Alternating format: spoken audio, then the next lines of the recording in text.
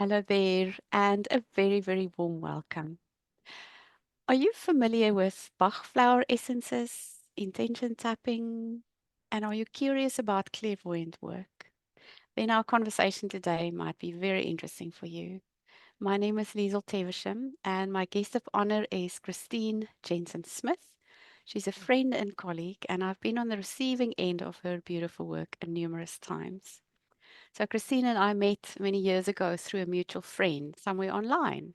And then we connected more deeply when we were both training to be an intention tapping practitioner.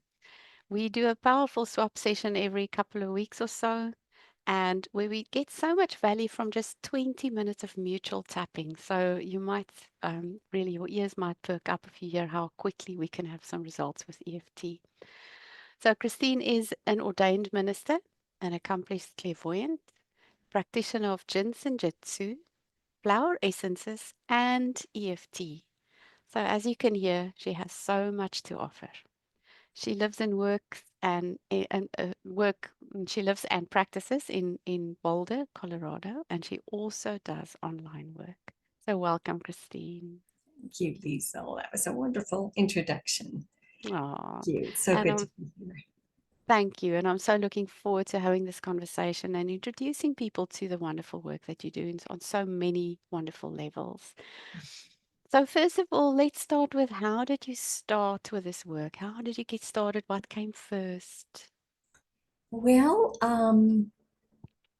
I had to preface this with my background, which was I've always been very sensitive and probably an empath. I didn't know those words when I was little, but like a lot of children, very, very sensitive and sensitive to the energies around me, and um, but didn't know how to manage it very well. So I had a lot of just easily thrown off kilter and a lot of emotional storms. And I've had experienced that through my life, actually. And let's see, 24 years ago, I found an ad in the paper advertising a free healing clinic. And I just, had those moments you see something and it just stands out to you. And I thought, I'm going to go to that. Called a few friends and we went in and had an aura healing, what they call an aura healing. And the person doing the healing said, "You're a healer." And I'd never heard that said to me before. And I was curious about what that meant. And they suggested I take a class there at the center. This was a center here. I call it Hogwarts because it really was like going to Hogwarts. So I took that class and I loved it. And I started taking every single class they had. It was just so magical.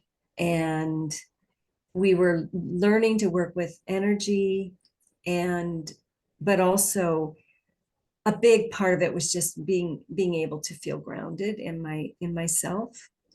And I just loved the classes. I loved the way they taught. And then they had a clairvoyant program, and eventually I took every single class I could take until up to the clairvoyant program, which was a year-long commitment. And I decided to do that. That was the next step. And so that's how I got started with learning to be a clairvoyant, and really practicing that particular skill. There's lots of ways of receiving information. And I think ultimately, when I look back, I was a feeler, a big person who took things in on a feeling level. And that's why a lot of the feelings I was having were so unmanageable. Mm. But when we learned to do clairvoyant work, it was much more neutral. It has a more neutral feel to it. It's not necessarily taking your body through a whole process, feeling what other people are feeling. So the clairvoyant program was just, there were just so many benefits to that program. Not just for, it wasn't mainly for my work. I mean, they said, we're going to teach you how to read an aura and we're going to teach you how to do a reading, but this actually, the program is for self-growth. And it was a huge, huge self-growth piece. So that's how I got started. Wow, that is so beautiful. So it was like a slow, gradual process for you with starting with one class and then realizing, oh, this is magical, and then going on and more and more. Yeah. So the clairvoyant piece, I've always been curious about that. Did you, I mean, I can imagine that not everybody who goes to a class like that might have a similar experience. What made you realize that you are a clairvoyant? Because I think there's a piece here that there's, I am a clairvoyant. I heard you say those words one day, Yeah. like, I'm a Yeah. clairvoyant. Yeah. And not everybody is, even though we all have intuition to a certain extent. Yeah. What made you realize that you are a clairvoyant? And is everybody's clairvoyance the same? Yeah. Such a good question. I'll have to preface this with the first words. I think in my class, my first clairvoyant class, our teacher, the head of the center at the time said, the most clairvoyant people in the world are under 3 feet. It's 3 feet tall, which means children Yes. are very clairvoyant. This is my belief that everyone has the ability to see energy. And I believe that animals see energy because sometimes you'll find them looking at something that isn't there. So I believe we all come in with that ability, but everybody has different strengths in the way they receive energetic information. And so some people are clairvoyant from, they can remember, like the head of the center was able to see spirits when she was little. I never had that ability that I can remember. Mostly I was feeling, and that's called clairsentience. That's a way of tuning in. Some people hear information, clairaudient. So my clairvoyance came from training. And that training was specifically teaching us how to look at patterns, pictures, ask for information in the form of pictures, colors, patterns. And that training was very rigorous. That's why I call myself a clairvoyant. I wasn't always aware of that as a skill. Um, as I say, I think I was more clairsentient and probably able to hear as well. So I believe everyone has these abilities. I mean, that's how I was trained. Everyone has these abilities. They're just not practiced.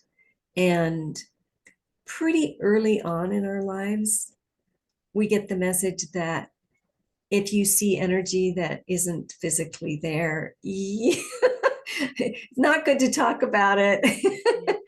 And it's kind of trained out of us by about 4 or 5. Most little kids are going to lose that ability.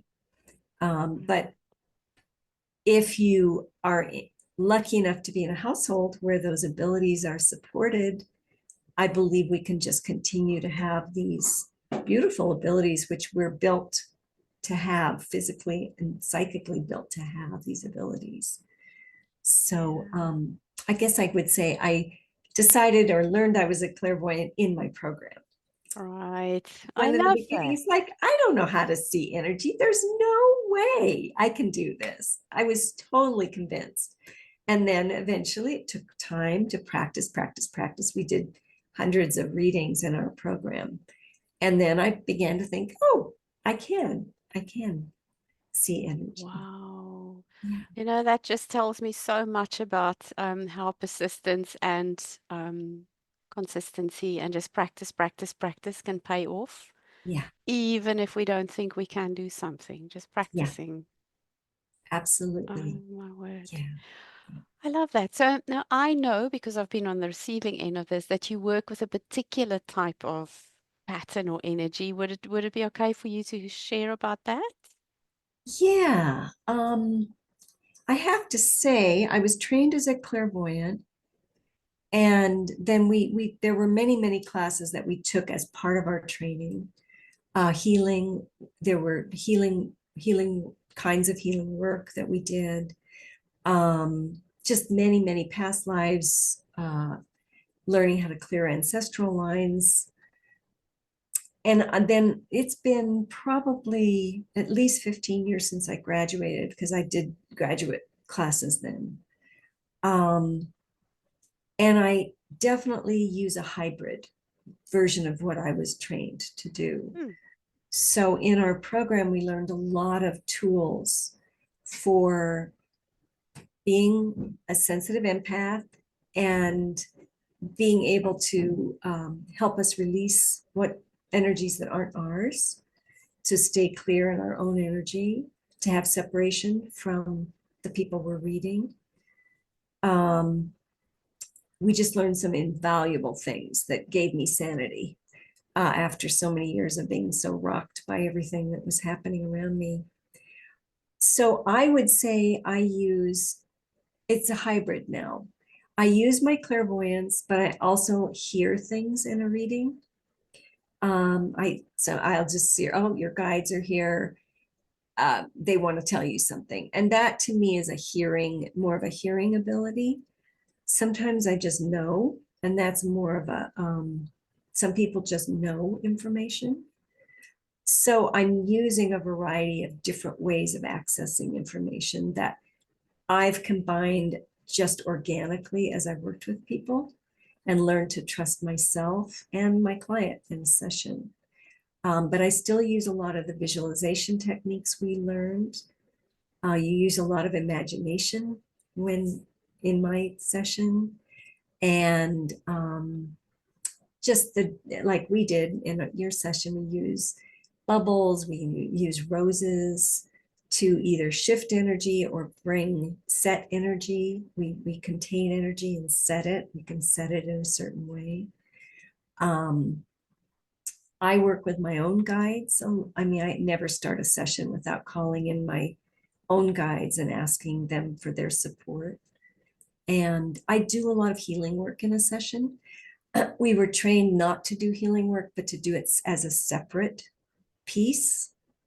But as I've gotten more confident in my way of working, I bring the reading and healing, go back and forth in a session between the two.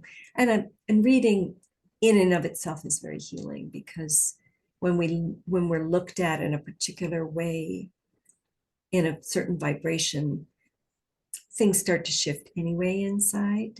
So anyway, I hope that was a good answer to that question. Yes, yes, yes, absolutely. It was lovely. It just gives us a peek into, what could be expected in a session. And I loved the going back and forth between you giving me some information, clairvoyant information, and then asking for some healing on that matter. So that was just beautiful, to receive both, in one session was very, very superbly healing and wonderful. So thank you for sharing that. And then how do you find this helps your clients to get information from elsewhere and those healing pieces that come in? Yeah, yeah. I would say the biggest gift I got from my education um, was the message that we each have our own truth. We each come in with our own, with I would use the word information. That is our own soul truth and information we bring in. And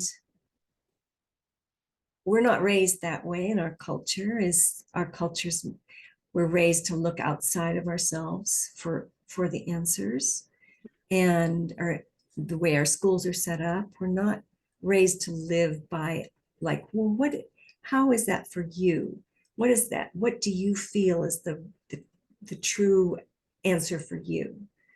So we really learn to look outside and get very confused. And that's where I was, because I had so much training, like we all have. So my training at the center was all about how to tune into what is your truth. There's nobody else that can tell you what is true except you. So when I start a session, I'm always asking, what is the spirit, this person's spirit, what do they need communication on? What is their truth?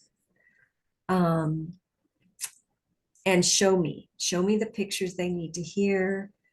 Um, so that's the biggest piece, is I'm looking at who is this person? What are their gifts? What are their unique gifts and configuration they came in with as a spirit in a body? What are they learning? And what is their guiding light? What is their truth in this lifetime? And there's something about being seen in that way, and the energy of the reading guides people back to that place. And then, as we know, when you're in that place, life just opens up. You know the right steps for yourself. Sometimes that's the next question. We'll ask, what's the next step for this person? But it's for them. It's not what I think they should do, but what is their soul's next step. So that's really helpful, I find, for people, is just allowing for alignment back to what is true for them, and doing a lot of clearing of anything that gets in the way of that. There's family energy, there's ancestral, past life energy, beliefs, just just all kinds of things that can get in the way of that. So we do clearing around that. But that's the big piece. And then I love to teach tools, that teach the tools that I learned and that I use every day, because all of my clients are sensitive empaths like me, Mhm. and they're beautiful people. They're just beautiful with compassionate, open hearts. And they often find it hard to be in this world, which is a pretty wild ride a lot of the time.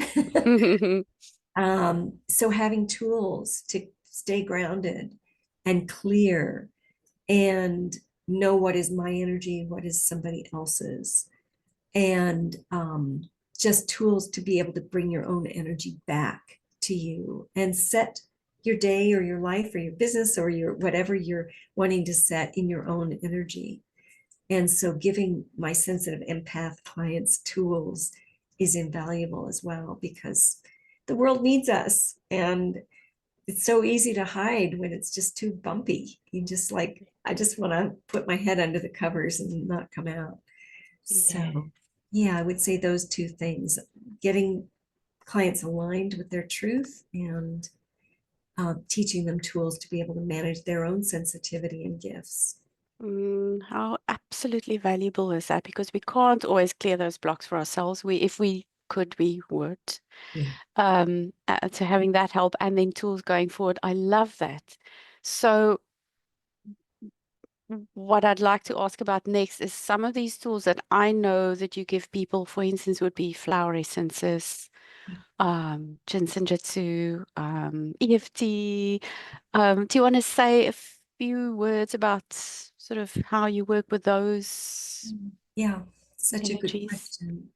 Um, I will start with the flower essences, because I've been studying flower essences for 40 years, Hmm. and now they're just so much a part of me that in a session they jump in. I mean, I'll see a flower essence that just is wanting to be part of the session, and Oh, that person may need that energy. So the flower essences, I love giving flower essences around clairvoyant work, because there's a lot of tools and a lot of practices I give my clients in a session. And then between sessions, having a flower remedy that supports the changes that they're wanting, supports the healthy, balanced patterns, is just invaluable. And so flower essences are just a kind of a natural part of my clairvoyant work. The tapping, the EFT, um, as you know, works more with the body. So the clairvoyant work can help with shifting energy in the body, but sometimes these patterns are so in our muscles, in our body, like this solid body place. And the EFT helps with shifting things in that way. So that just feels like a kind of another leg of the stool. yeah. And the Jinshin, boy, the Jinshin, I've never quite found a way to fit that into everything, although it works on every level, really. It works on the spiritual level, it works on the body level, and the emotions. So they all are coming at it from just a slightly different angle, coming at our healing from a slightly different angle, but they all seem to be addressing this piece of finding balance, finding harmony, finding what is our center and what is our connection to spirit, um, and just being supported in these different legs of the stool.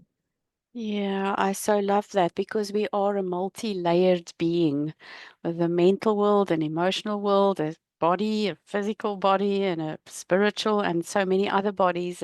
I won't even try and remember now. And I know that, here and there you've given me some, like, this thing is coming through this flower essence, and it's always so on point and helpful to just get that little piece back to alignment. Yeah, And what I love about the tools that you use, they're also gentle for gentle people, right? Then none of them are harsh or sort of forceful or full of controlling or anything. They're just gentle and they land so gently on people's nervous systems yeah, and that's right. sensitivities. So, Yeah, yeah. I love these, how you blend all of these beautiful things. And who do you most love working with? Well, I love working with women. I have worked with men and I will work with them, but women's energy is very creative. And I love working with women because they move energy very quickly. I think male energy is a little slower and just a different tempo and different quality. Um, so I love working with women, and I can help women because I'm a woman. Mm. And one thing in our clairvoyant training was every time you do a reading, you see what you need to see to shift.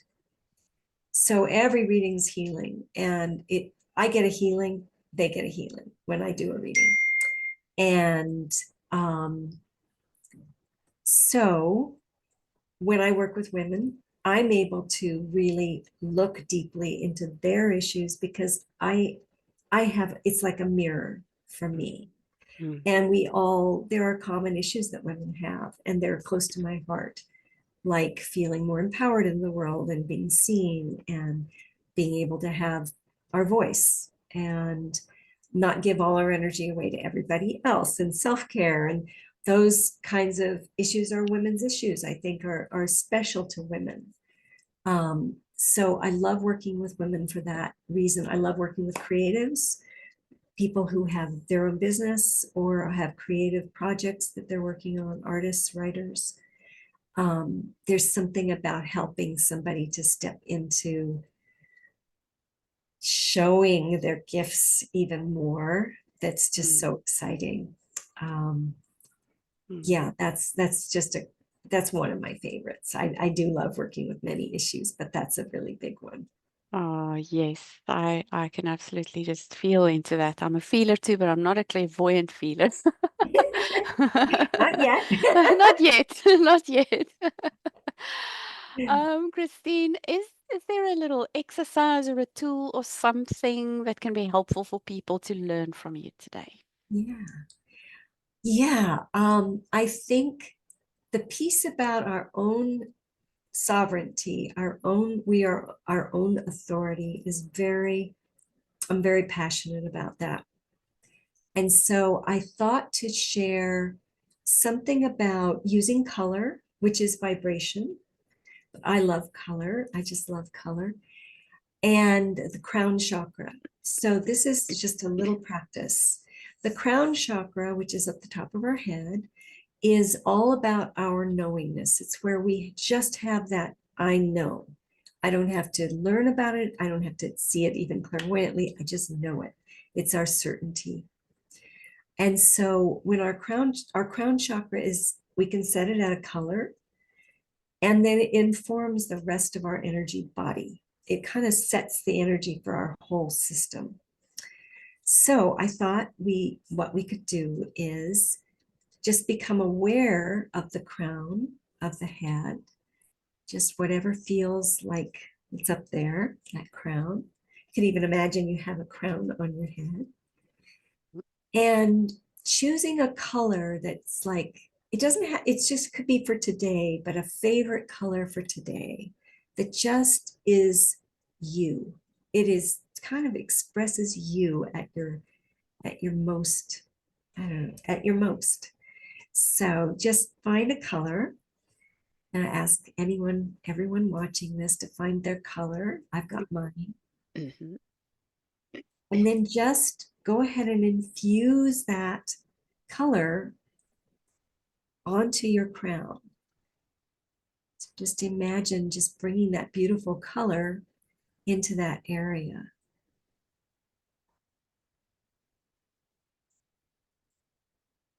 And then just notice what you notice. You may feel something, you may not. And then allow your whole system, your body, your energy body, to match that color. Knowing that this is you. This is you with your own unique information. No one else has it in the universe. Yeah. And then you can go out into your day or your evening wearing this color on your crown. And I like to set my crown in the morning before I start my day. And as I said, it can be a different color every day. But this is the color that represents you and who you are. And so that's one tool. That is so lovely. Thank you for sharing that. And I want to say, as I did it, I just, as I still, even still, when it was just up there, I just almost felt like a little softening, like a relaxation, like just, you know, like feeling more comfortable in my skin, just a little, and it was so lovely. So thank you. This is a beautiful exercise for the start of our day to Yeah, set the tone for the rest. I love that. Wearing my crown, I I love have that to so say much. too, I just love what you just said, comfortable in my own skin, because when we're in our own energy, we feel at home because we are at home. I So think that's that's what it was lovely. like. Yeah. Yes, yes. Like I was suddenly home. Like, when you've been out there and it was a wild day and you come back and you go, oh, home, and I make my cup of tea, like just relax into that. It was like that feeling. Yes. Oh, thank you. That was a marvelous, marvelous, marvelous exercise. And I hope our audience use this every day or just at least once or twice to just get into the me feeling, the home feeling. This is so lovely. Where can people find you, Christine? Well, I have my website and it's embraceyourradianttruth.com. And then I'm on Facebook as well. That's lovely. It's such a lovely, easy, beautiful website to say, embrace your radiant truth. And I will place Christine's other links of other places you can find her into the notes of this video, so you'll be able to see her in different places. This was so lovely, Christine. Thank you so, so Thank much for sharing with us about your tools and your journey and how you support women and just your lovely energy. I just, feel like diving into this lovely, soft gentleness that you bring for into our world. Oh, thank you, Liesel. Thank you for this chance to talk about what I love. You're so, so welcome. So, thank you so much for listening, our beautiful audience, and spending your time with us today. So, Christine's links will be in the notes of this video, and we warmly invite you to connect with her. Sorry. Thank you.